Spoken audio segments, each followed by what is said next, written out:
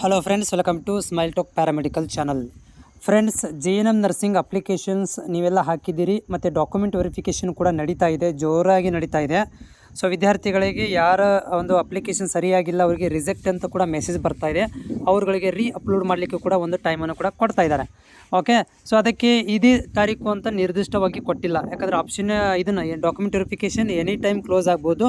So ಯಾರೆಲ್ಲ reject ಅಂತ ಬಂದಿರುತ್ತೆ ಅವ್ರ ವಿದ್ಯಾರ್ಥಿಗಳು ವಿತಿನ್ 1-3-4 ಡೇಸ್ ಒಳಗಡೆ ಏನು ಮಾಡಬೇಕು ಅಂದರೆ ಅಪ್ಡೇಟ್ ಮಾಡ್ಕೋಬೇಕು. ಯಾಕಂತಂದರೆ ತುಂಬ ಇವಾಗ ಆಲ್ಮೋಸ್ಟ್ ಸ್ಟಾರ್ಟ್ ಆಗಿದೆ document verification. So any time ನಮ್ಮ ಡಾಕ್ಯುಮೆಂಟ್ ವೆರಿಫಿಕೇಷನ್ ಕ್ಲೋಸು ಆಗ್ಬೋದು. ಬಟ್ ನನ್ನ ಪ್ರಕಾರ ಏನಂದರೆ ಮುಂದಿನ ತಿಂಗಳು ಅಂದರೆ ಈ ತಿಂಗಳು 15 ತಾರೀಕು ತನಕ ನಿಮಗೆ ಡಾಕ್ಯುಮೆಂಟ್ ವೆರಿಫಿಕೇಷನ್ ಆಗುತ್ತೆ.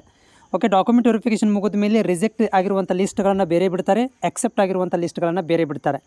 ಸೊ ಇದು 15 ತಾರೀಕಿನ ನಂತರ ನಮ್ಗೆ ಗೊತ್ತಾಗುತ್ತೆ. ಸೊ ಯಾರೆಲ್ಲ ವಿದ್ಯಾರ್ಥಿಗಳು ನೀವು ಲಾಗಿನ್ ಮಾಡಿ ನೋಡ್ಕೊತಾ ಇದ್ದೀರಿ, ಮೆಸೇಜ್ ಬಂದಿಲ್ಲ ಅಂತ ಭಯಪಡುವಂಥ ಅವಶ್ಯಕತೆ ಇಲ್ಲ.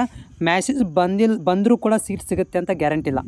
ಯಾರಿಗೆ ಮೆಸೇಜ್ ಬಂದಿರುತ್ತೆ ಅಂತ ಯಾರೆಲ್ಲ ಹ್ಯಾಪಿ ಇದ್ದೀರಿ, ಸೊ ಮೆಸೇಜ್ ಬಂದರೆ ಏನು ಮೀನಿಂಗ್ ಏನದು, ನೀವು ಅಪ್ಲೋಡ್ ಮಾಡಿರೋ ನೆಟ್ ಸೆಂಟ್ರದವರು ಅಥವಾ ನೀವು ಅಪ್ಲೋಡ್ ಮಾಡಿರುವಂತಹ ಡಾಕ್ಯುಮೆಂಟ್ಗಳು ಕರೆಕ್ಟ್ ಇದ್ದಾವೆ ಅಂತ ಅಷ್ಟೇ.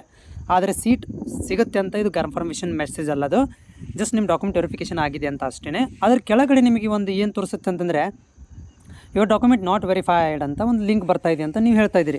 ಸೊ ಅದು ಈ ವರ್ಷ ಸೇರಿಸಿರುವಂಥದ್ದು. ಈ ವರ್ಷ ಅದನ್ನು ಟೆಕ್ನಿಕಲಿ ಹೊಸದಾಗಿ ಏನೋ ಒಂದು ಪ್ರಯತ್ನ ಮಾಡ್ತಾಯಿದ್ರು JNM ನರ್ಸಿಂಗ್ ಬೋರ್ಡ್ನವರು. ಅದು ಸಕ್ಸಸ್ಫುಲ್ ಆಗುತ್ತೋ ಬಿಡುತ್ತೋ ಗೊತ್ತಿಲ್ಲ. ಅದು ಹೀಗಾಗಿ ಏನಾಗಿದೆ ಅಂದರೆ ಲಿಂಕನ್ನು ಅದು ಇನ್ನೂವರೆಗೆ ರಿಮೂವ್ ಆಗಿಲ್ಲ. ರಿಮೂವ್ ಆಗಬೇಕಿತ್ತು, ಬಟ್ ರಿಮೂವ್ ಆಗಿಲ್ಲ. ಅದು ನಿಮಗೇನು ತೊಂದರೆ ಮಾಡೋದಿಲ್ಲ, ನಿಮಗೇನು ಅದರಿಂದ ಯೂಸ್ ಇಲ್ಲ. ಅದು ಏನೆಲ್ಲ ಬೋರ್ಡ್ನವರೇ ಮಾಡ್ಕೋಬೇಕಿತ್ತು, ಅದನ್ನು ಬೋರ್ಡ್ನವರೇ ಮಾಡೋದು, ಅದನ್ನೆಲ್ಲನೂ ರಿಮೂವ್ ಮಾಡೋದು, ಆ್ಯಡ್ ಮಾಡೋದು.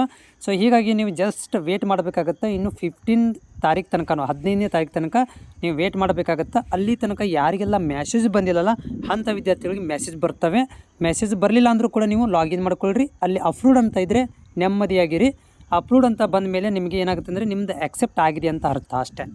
ಸೀಟ್ ಸಿಗುತ್ತಂತ ಗ್ಯಾರಂಟಿ ಇಲ್ಲ. ಇದೊಂದು ಮಾತನ್ನು ಕ್ಲಾರಿಫೈ ಮಾಡಲಿಕ್ಕೆ ಬಯಸ್ತೇನೆ. ನಿಮ್ಮದು ಅಪ್ಲಿಕೇಶನ್ ಆಕ್ಸೆಪ್ಟ್ ಆಗಿದೆ, ಆದರೆ ಸೀಟ್ ಸಿಗುತ್ತಂತ ಗ್ಯಾರಂಟಿ ಇಲ್ಲ. ಯಾಕಂದರೆ ನೀವು ಆಪ್ಷನ್ ಎಂಟ್ರಿ ಮಾಡೋ ತನಕ ಯಾರು ಗ್ಯಾರಂಟಿ ಕೊಡ್ತಾರೆ? ನೀವು ಆಪ್ಷನ್ ಎಂಟ್ರಿ ಮಾಡಬೇಕು, ಕಾಲೇಜ್ ಸೆಲೆಕ್ಟ್ ನೀವೇ ಮಾಡ್ಕೋಬೇಕು. ಅದು ಪರ್ಸೆಂಟೇಜ್ ಕಾಸ್ಟ್ ಮೇಲೆ ನಿಮಗೆ ಸೀಟ್ ಇದ್ದರೆ ಅದು ಅಲಾಟ್ಮೆಂಟ್ಗಳನ್ನು ಮಾಡ್ತಿರ್ತಾರೆ. ಈ ರೀತಿಯಾಗಿರೋದ್ರಿಂದ ನೀವು ಇನ್ನೂ ಸ್ವಲ್ಪ ಕಾಯಬೇಕಾಗತ್ತೆ. ಮತ್ತು ನಾನು ಸಂಜೆಗೆ 5:30 ನಂತರ ನಾನು ಲೈವಲ್ಲೇ ಬಂದಿರ್ತೀನಿ. ಅವಾಗ ನೀವು ಕೂಡ ನಮ್ಮ ಟೆಲಿಗ್ರಾಮ್ ಲಿಂಕಿಗೆ ಜಾಯ್ನ್ ಆಗಿರಿ. ಯಾಕಂತಂದರೆ ನಾನು ಲೈವ್ ಬರೋದನ್ನು ಅಲ್ಲಿ ನಾನು ಏನು ಮಾಡ್ತೀನಿ, ಲಿಂಕನ್ನು ಹಾಕಿಬಿಟ್ಟಿರ್ತೀನಿ. ಸೊ ಸಡನ್ನಾಗಿ ನಾನು ಲೈವಲ್ಲಿ ಬಂದಾಗ ಕೂಡ ಅಲ್ಲಿ ನಾನು ಟೆಲಿಗ್ರಾಮ್ ಮೆಸೇಜ್ ಹಾಕ್ಬಿಡ್ತೀನಿ. ಸೊ ಹೀಗಾಗಿ ಟೆಲಿಗ್ರಾಮ್ ಕೂಡ ನಾನು ಡಿಸ್ಕ್ರಿಪ್ಷನ್ದಲ್ಲಿ ಲಿಂಕನ್ನು ಕೊಟ್ಟಿರ್ತೀನಿ, ಹೋಗಿ ಜಾಯ್ನ್ ಆಗಿರಿ. ಅಲ್ಲಿ ಡಿಸ್ಕಷನ್ ಕೂಡ ವಿದ್ಯಾರ್ಥಿಗಳು ಮಾಡ್ತಿರ್ತಾರೆ, ನೀವು ಕೂಡ ಡಿಸ್ಕಷನ್ ಮಾಡ್ಬೋದು.